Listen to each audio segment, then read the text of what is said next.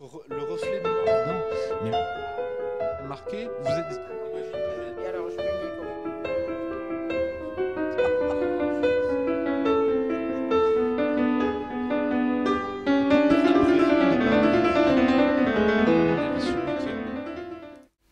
Alors, bonjour Marie Collier, c'est ma première au studio et on se connaît déjà un peu et c'est très bien pour moi parce que ça me permet d'être un peu plus tranquille pour l'interview parce que ça me lance. Alors Marie Collier vient pour l'UNAFAM. Alors l'UNAFAM, Union Nationale... Alors l'UNAFAM, c'est l'Union Nationale des Amis et Familles de personnes concernées par la maladie mentale et le handicap psychique. C'est donc une association nationale, mais qui a des représentants dans tous les départements de France, qui sont des associations nationales, enfin départementales, qui sont rattachées à l'Union Nationale de Familles et d'Amis. Alors on n'est pas sans rappeler que Jacques Chirac a été très impliqué. Alors, le président Chirac nous a beaucoup aidés, tout au moins pour la reconnaissance du handicap psychique en 2005. C'est vrai que lui-même étant concerné, il a aidé les familles à faire reconnaître ce qui est la maladie mentale, à le faire reconnaître comme handicap psychique. C'est-à-dire à permettre de cette reconnaissance que la maladie qui apportait un tas de déficiences et de handicaps aux personnes puisse être reconnue, comme sont reconnus le handicap physique, le handicap sensoriel ou le handicap moteur. C'est vrai que le handicap psychique était le seul handicap non encore reconnu, alors que les autres ont eu une reconnaissance en 1975. Donc c'est 30 ans après qu'on a pu reconnaître le handicap psychique comme ayant besoin d'une compensation pour ces personnes souffrant de troubles mentaux. Compensation financière financière ou aide humaine, oui. Ou aide de différentes sortes, qu'il y ait des outils, aussi bien au niveau du logement que de services d'accompagnement, des réponses adaptées pour qu'elles vivent dans la cité comme les autres. Qu'elles aient des avantages, c'est-à-dire des compensations qui leur permettent de vivre en tant que tels, en tant que citoyens, dans la cité. Oui, parce que vous faites un lien, vous, en tant qu'association 1901, entre les gens qui sont en hôpital psychiatrique et les gens qui en sortent, qui essaient de s'en sortir. Vous faites le lien.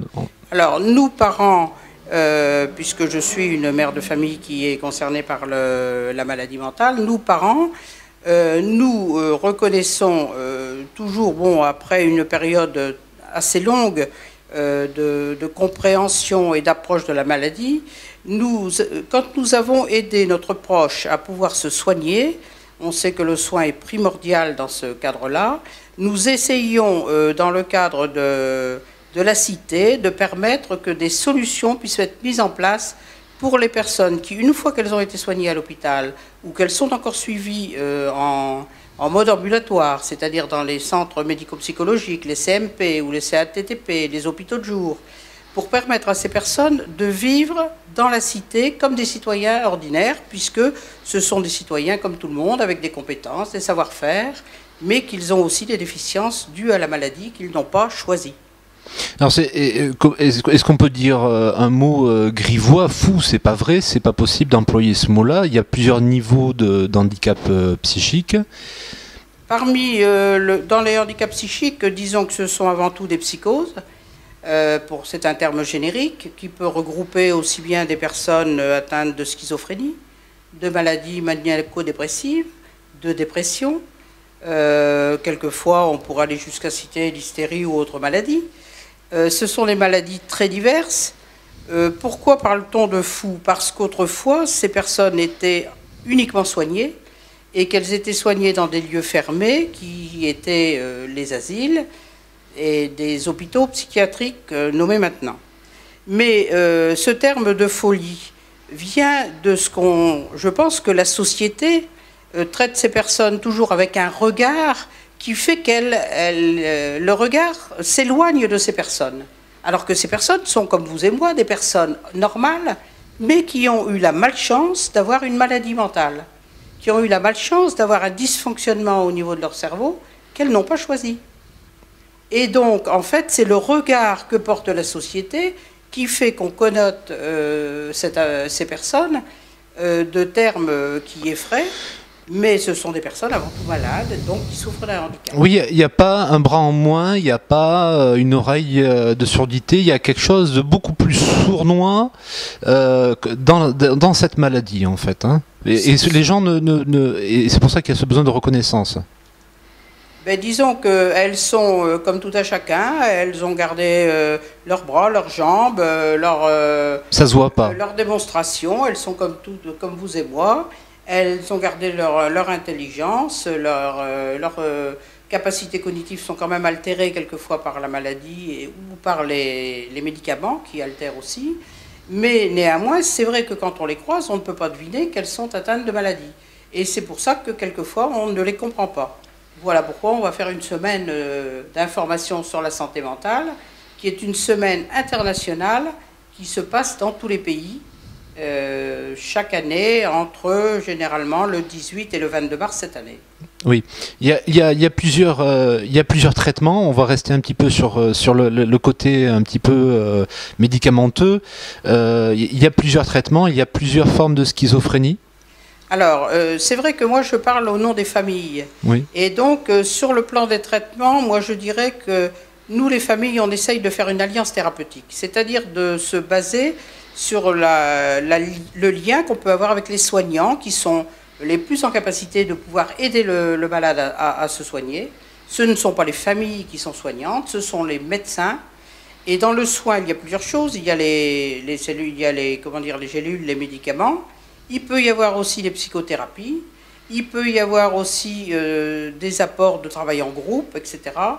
Il y a différentes approches du soin. Je pense aussi qu'il y a des réhabilitations par le travail, des réhabilitations psychosociales qui peuvent aussi aider certains à se soigner. Je crois que le soin est très individuel et appartient vraiment à chaque malade. Donc c'est pour ça que nous, familles, on fait alliance avec les médecins dans une alliance pour pouvoir comprendre ce qui se passe et accompagner le malade. Mais nous ne faisons pas le travail à la place des médecins.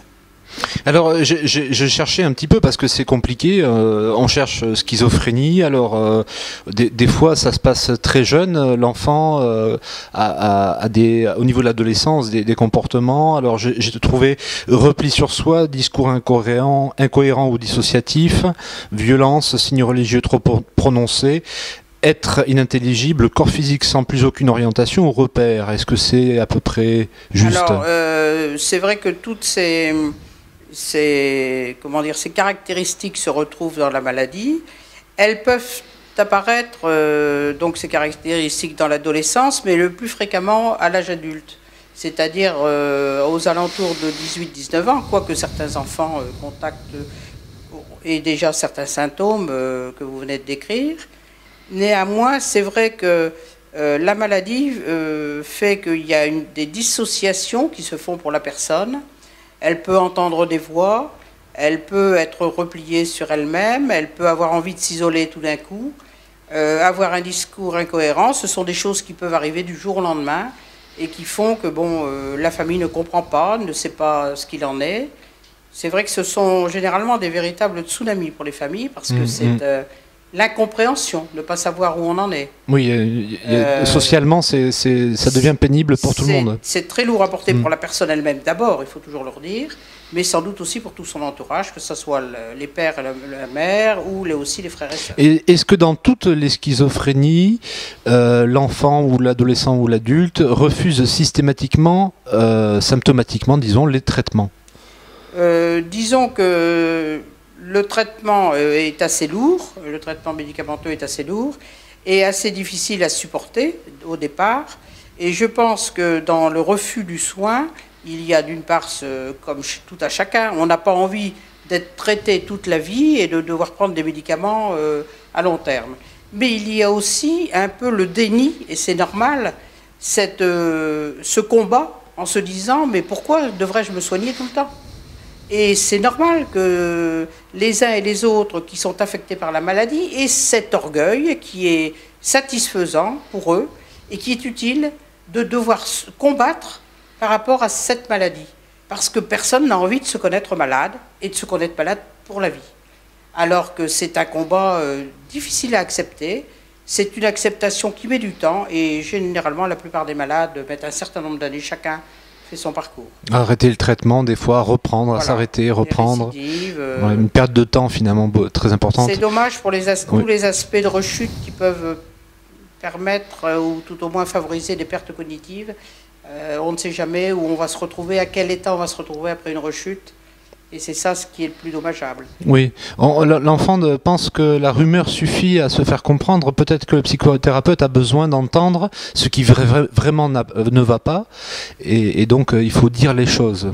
Dans cette maladie, il faut exprimer ce que auprès du médecin, vraiment ce qui ne va pas. Il faut accepter ce regard. Je pense que pour tous, pour le malade qui est dans l'ambiguïté, qui est dans des comment dire, qui a des interventions bizarres, etc., tous les mots MOTS sont très importants, et pour le malade, et pour la famille, pour mettre des mots sur les mots MAUX. Parce que c'est vrai que c'est de souffrances dont on parle. Et ces souffrances sont vécues par le malade et par l'entourage.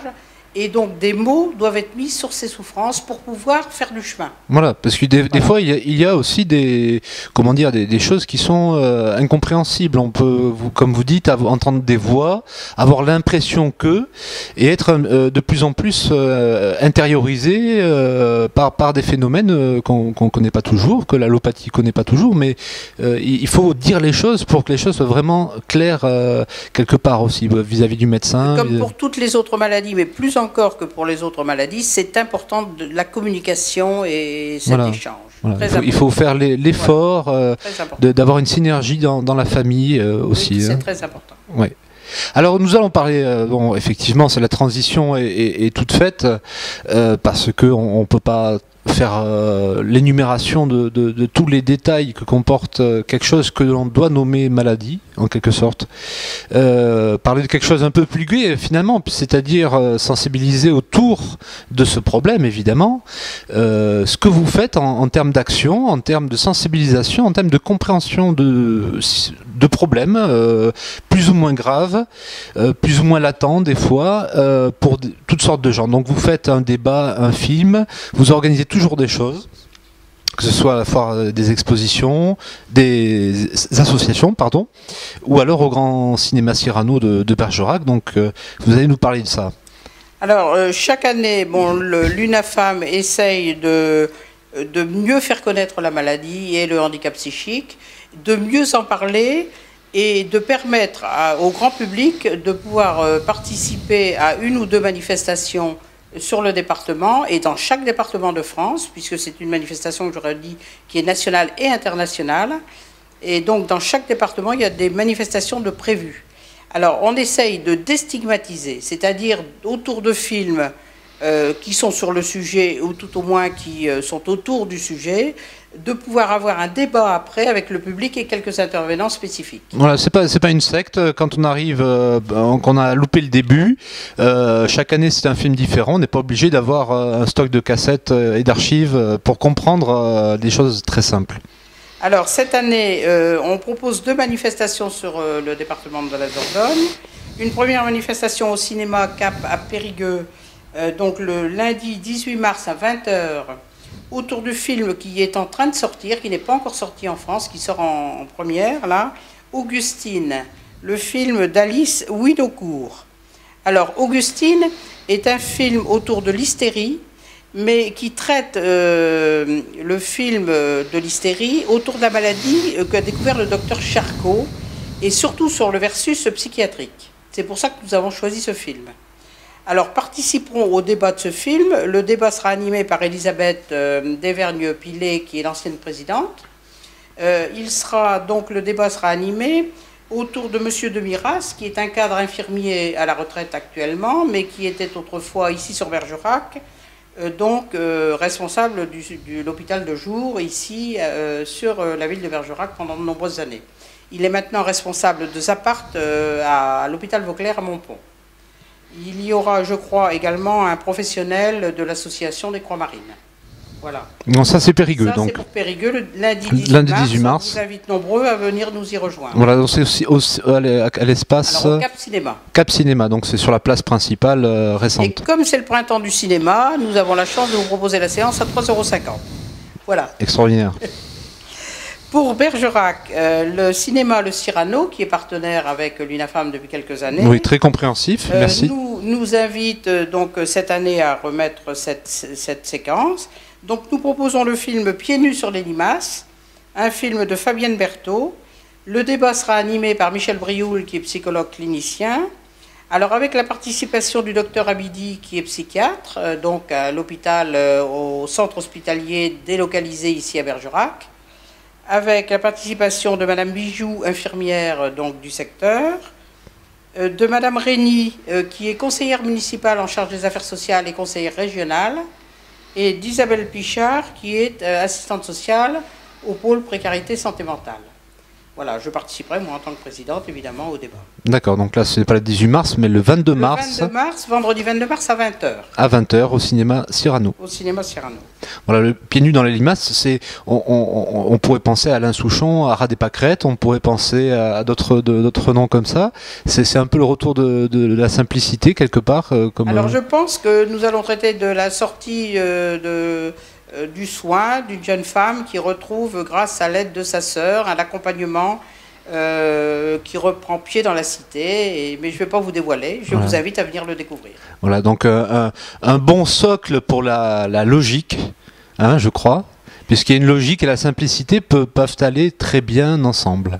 L'intérêt de ces débats, c'est de parler ensemble et de changer le regard des uns et des autres sur cette maladie et sur ce handicap psychique, sur ce qu'on appelle les fous, mais qui ne sont d'autres que des citoyens à part entière dans la société.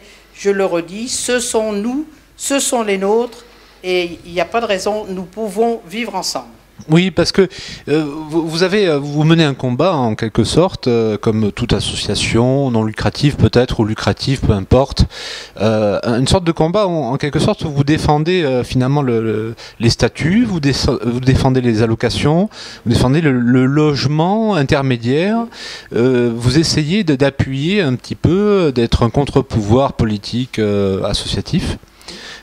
Pour essayer un petit peu de décortiquer, de faire que les doutes, les soupçons peut-être, soient finalement expliqués aussi un peu à chacun. Alors en Dordogne, on a 4 missions principales, enfin qu'on s'est données tout au moins pour les 2 années qui viennent de passer, l'année qui vient. D'abord une mission auprès des familles, on écoute et on accueille les familles et on essaye de bien comprendre les situations qu'elles vivent avec leurs proches. Ensuite, une mission pour les malades eux-mêmes. Essayer de trouver des structures légères, en ville, qui soient adaptées à la réponse dont ils ont besoin. Ensuite, auprès du grand public, déstigmatiser et parler de la maladie et du handicap. Et la dernière mission, auprès des pouvoirs publics et des autorités locales, administratives, genre l'Agence régionale de santé, etc., le Conseil général, de pouvoir défendre des services d'accompagnement, des maisons relais, des solutions adaptées pour les nôtres. Voilà, il faut expliquer que ce n'est pas une maladie qui s'est créée dans une boîte de pétri. C'est une maladie qui est très ancienne, très archaïque. On la retrouve déjà au Moyen-Âge. Donc c'est très compliqué en quelque sorte. On ne sait pas d'où ça vient et comment ça vient. Ce n'est pas une maladie honteuse en tous les cas. Et elle a une sortie, elle a une porte de sortie. Elle a vous déjà.